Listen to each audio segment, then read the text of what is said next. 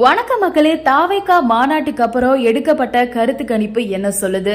100 தொகுதிக்கு மேல விஜய்க்கு வெற்றி வாய்ப்பு இருக்கா? இதெல்லாம் பத்தி தான் நாம இப்போ இந்த வீடியோல பார்க்க போறோம். தமிழக அரசியல்ல ஒரு புதிய அத்தியாயம் தொடங்கிட்டதா அரசியல் பார்வையாளர்கள் கூறி வந்துட்டு இருக்காங்க. சமீபத்துல மதுரையில நடைபெற்ற தமிழக வெற்றி கழகத்துடைய மாநில மாநாடு லட்சக்கணக்கான தொண்டர்களுடைய எழுச்சியோட கோலாகலமா நடந்து முடிஞ்சிருக்கு.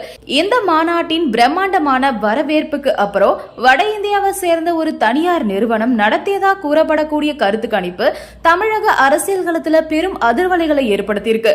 இந்த அறிக்கையின்படி 2026 சட்டமன்ற தேர்தல்ல தாவேகா 100 தொகுதிகளுக்கு மேல வெற்றி பெற்று தனிப்பெரும் கட்சியா உருவெடுக்கும் அப்படின்னு கணக்கிடப்பட்டிருக்கு. 100+ தொகுதிகள். தமிழக வெற்றி கழகம் எந்த கூட்டணியும் இல்லாம தனித்து 100க்கும் மேற்பட்ட சட்டமன்ற தொகுதிகளை வெல்லும் வாய்ப்பு இருக்கிறதா இந்த அறிக்கை சொல்லுது. ஒரு புதிய கட்சி தன்னுடைய முதல் தேர்தலிலேயே இத்தகைய வெற்றியை பெறும் அப்படின்னு கணக்கிடப்படுறது தமிழக வரலாற்றுல இதுதான் முதல் முறை. தொங்கு சட்டமன்றம் இல்லனா மறு தேர்தல். அதாவது இந்த அறிக்கையின்படி தாவேகா தனிப்பெரும் கட்சியா உருவெடுத்தாலும் ஆட்சி அமைக்க தேவையான 118 இடங்கள் எட்டாம போனுச்சு அப்படின்னா தமிழக சட்டமன்றம் ஒரு தொங்கு சட்டமன்றமா அமைய வாய்ப்பு இருக்கு.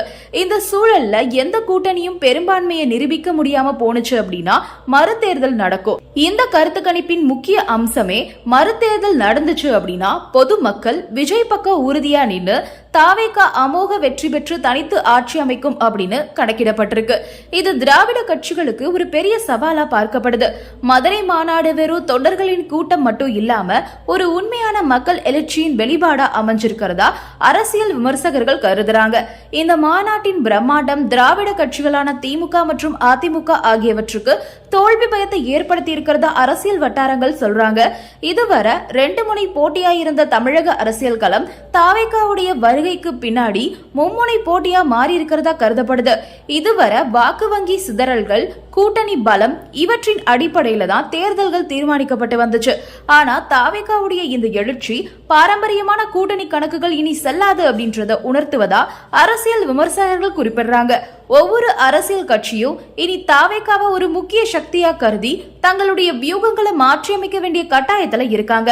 இதுவரைக்கும் தமிழக அரசியல்ல அண்ணா, கருணாநிதி, எம்ஜிஆர், ஜெயலலிதா போன்ற வலுவான தலைவர்களின் கீழ் ஒரு கட்சி ஆட்சியோ இல்லனா ஒரு கூட்டணி ஆட்சியோ மட்டுமே தான் கண்டிருக்கு தமிழ்நாடு. ஆனா தாவேகாவுடைய வருகை முதல் முறையா தமிழகத்துல தொங்கு சட்டமன்றம் உருவாகும் சூழலை ஏற்படுத்தி இருக்குது. இது தமிழக அரசியல் வரலாற்றுல ஒரு எதிர்பாராத திருப்பமா அமைய போகுது. மறு தேர்தல் நடந்துச்சு அப்படின்னா தாவேகா ஆட்சி நிச்சயம் அப்படின்னு கருத்து கணிப்பு சொல்லுது. விஜய் மக்கள் மத்தியில எந்த அளவுக்கு வரவேற்பு பெற்றிருக்காரு அப்படின்றதையும் இந்த கருத்து கணிப்பு உணர்த்தி இருக்கு. இளைஞர்கள், புதிய வாக்காளர் மற்றும் திராவிட கட்சிகளுடைய அரசியல்ல சலிப்படைந்தவர்கள் இப்படின்னு தாவேகாவை ஒரு மாற்று சக்தியா பார்க்க தொடங்கி இருக்காங்க மக்கள். இந்த மாநாடும் அதை தொடர்ந்து கருத்து கணிப்பும் 2026 சட்டமன்ற தேர்தல் முடிவுகள் தமிழகத்துக்கு ஒரு புதிய அரசியல் அத்தியாயத்தை எழுதுமா அப்படின்ற கேள்வியை இப்போ எழுப்பியிருக்கு. இந்த வீடியோ உங்களுக்கு பிடிச்சிருக்கு அப்படின்னா லைக் பண்ணுங்க, ஷேர் பண்ணுங்க, மறக்காம சப்ஸ்கிரைப் பண்ணிடுங்க. நன்றி, வணக்கம்.